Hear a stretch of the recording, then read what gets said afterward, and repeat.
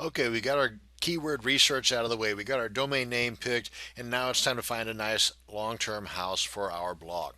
By that I mean a web hosting service. Now, probably the best way to do this is to just simply go to the website or go to your favorite search engine, type in web hosting services, and boom, start looking. And right off the bat, you're going to see something like this that offer you the 10 best. They've already done a lot of the research for you, right? Well, let me just mention this to you now before you start getting too excited. A lot of times, and I'm not saying this across the board, but a lot of times these can be somewhat biased. In other words, they provide you with what they say is the 10 best based on the amount of commission they will make if you sign up through their links. Again, I'm not saying this across the board that that's the case with all of these. I just want to give you a better idea, a better option to go with to get a truly unbiased opinion on the best web hosting service to start with anyway, because you can always change later on if you find the need to. But go to a forum. My favorite would be the Warrior Forum. Now, they just recently changed from a free forum format to a paid forum format, and I think it's like 35 bucks for a lifetime.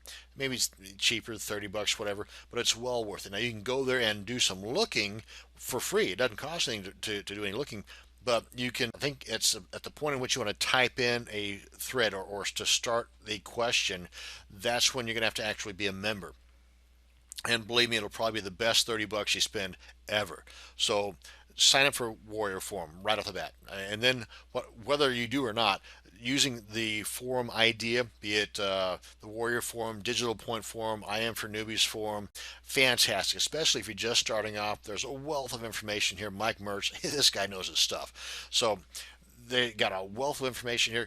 Go here, go to the Warrior Forum, sign up with the Warrior Forum, and type in somewhere about what is your favorite web hosting service and why, or what's the worst web hosting service and why.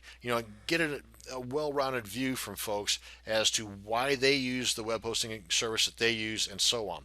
You might even get some in there that will offer you their own service because they themselves are a reseller. Again, just do some poking around, do some research, because this is something, even though it might be, $4 to $40 a month, is something that you want to get long term. So you want to start off strong if at all possible, but remember though that you're not locked in for a lifetime. You can change later if you need to, but you want to go into it with the idea of not having to change, because it can be a pain in the behind to have to change all of your stuff from one hosting account to another. I know from personal experience, from recent personal experience at that. So anyway, let me just show you the Warrior Forum that I'm referring to here. This is the right site here.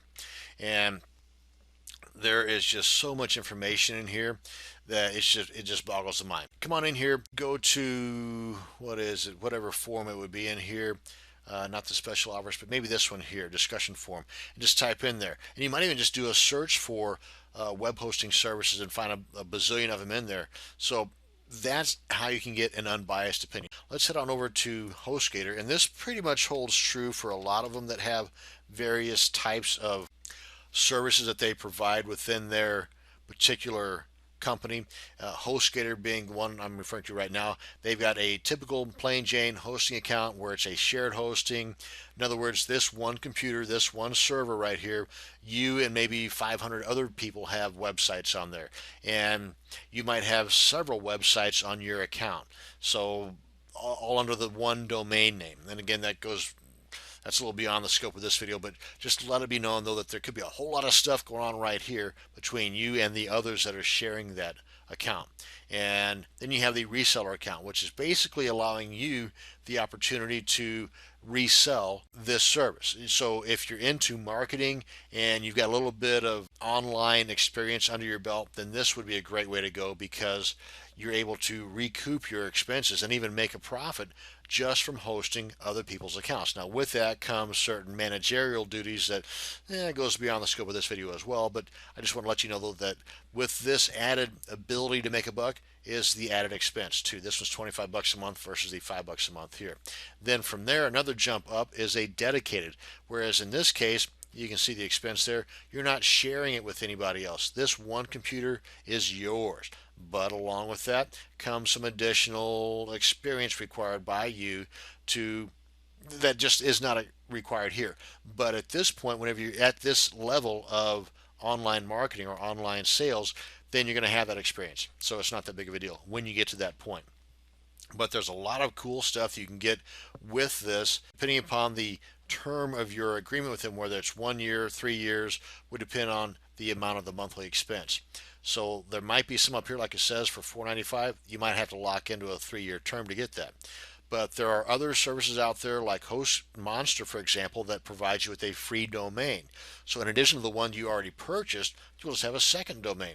But with a reseller account, one of the cool things with this is you have a separate control panel or a cPanel style control panel for every single domain name that you have here.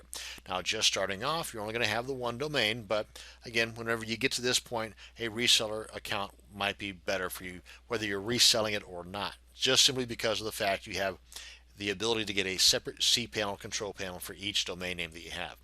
And that's basically it. I just wanted to introduce you to the way to get an unbiased opinion on who to go with, and I wanted to introduce you to some of the added extras you would get with a particular web hosting service. HostGator's the one that I'm going to go with, but HostMonster is another one that's great. Again, don't take my word for it. Do your own little bit of research. It won't take that much. Just hit up the forums and you'll find out. One of the things you want to keep in mind is that whenever you lock yourself into a hosting account, they're going to send you an email, a very important email. You want to copy the information from within that email, telling you about your password, your username, your IP address, all that cool stuff, and you want to put that on a text document and lock that away in that folder that I talked about in the prior video on organizing your online marketing, with the folder inside of the folders and the documents and all that kind of stuff. You want to put that there. So that way you've got the information needed to log into your cPanel, to create your FTP client, and all these are things we're going to get into in upcoming videos. But next up, I'm going to show you how to quickly, using Namecheap anyway, and it pretty much is the same with any other domain name registrar, but how you can quickly change your name servers from the domain registrar to your hosting account. That's going to bring us to the end of this video. Thank you very much for watching, and you have a great day.